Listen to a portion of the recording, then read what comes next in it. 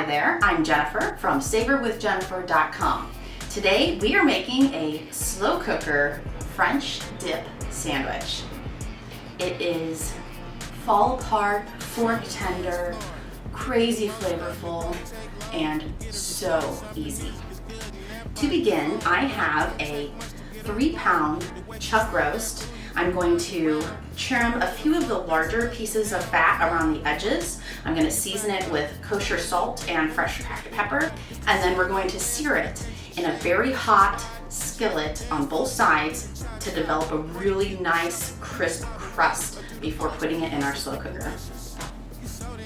Chuck roast is probably my favorite cut of beef for slow cooking roasts, stews, soups, and anything in the slow cooker.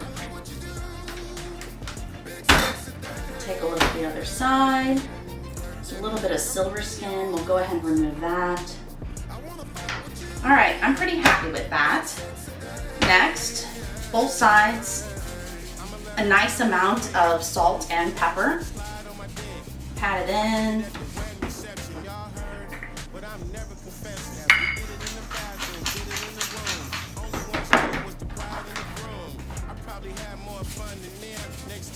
All right, we're gonna sear our chuck roast, and while we do that, we're gonna slice some onions and garlic.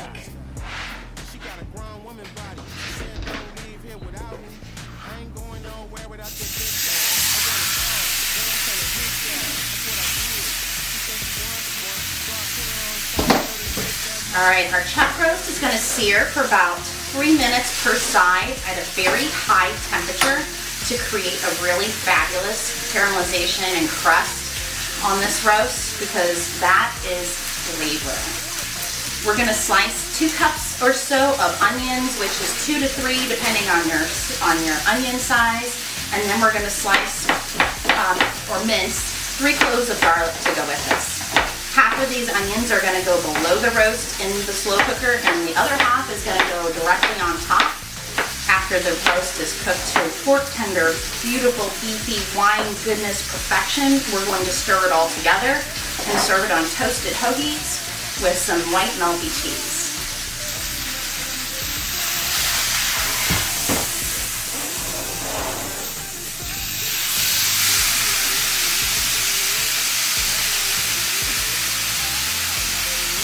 That looks and smells absolutely stunning. Next is our garlic. I prefer fresh garlic cloves over pickled or jarred or pre-peeled, but that's just a preference, but I think that they taste fresher and better. To peel garlic, if you take a knife, smash your garlic clove like that, the peel comes right off.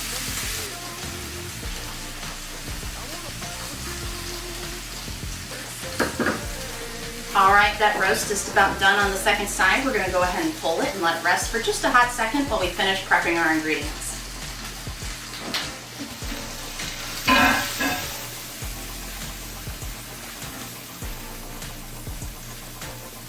All right, final step before this lovely piece of chuck goes into the slow cooker. On high for 4 to 5 hours, or on low for 8 to 10.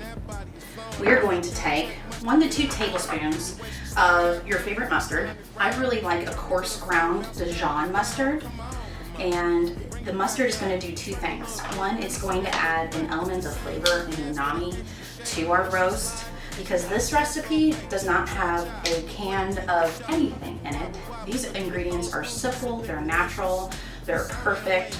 They are not a can of any sort of preconceived soup. Our au jus is going to taste exactly the way we want it to, which is going to be beefy goodness full of wine, garlic, onion, bay leaves, a little bit of Worcestershire, and it's going to be delightful. Okay, we're going to put half of our onions at the bottom of the slow cooker and half of our minced garlic, and on top of that is going to be our beef roast, along with any juices that may have accumulated while you were spreading the mustard on it. On top of this is going to be the remaining onions and garlic. The flavors are going to permeate from the top and the bottom. In addition to these flavors, what's going to create our au jus that's going to be perfectly dippable and dunkable is 1 cup of beef stock. Pour it along the side of the roast, not on top, because you don't want to wash off your mustard. Half of a cup of the favorite red wine that you would like to drink, especially with your French dip sandwiches in a few hours.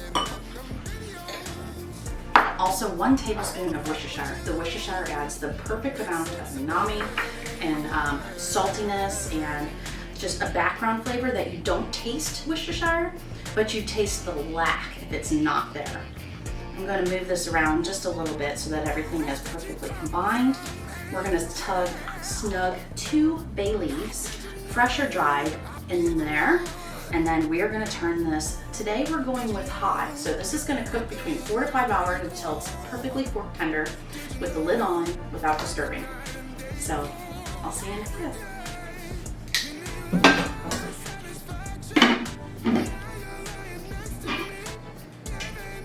Oh my gosh, this smells incredible. All right, now the test. Is it fork tender? I'm gonna go with yes. I'm pretty happy. Okay, I'm gonna shred this up with 2 forks. Put a little bit of the au jus in a separate container for dunking, and then we're gonna load up our buns, toast them with either some Swiss or mozzarella or provolone cheese until everything's melty, and then we're gonna dunk them into our au jus.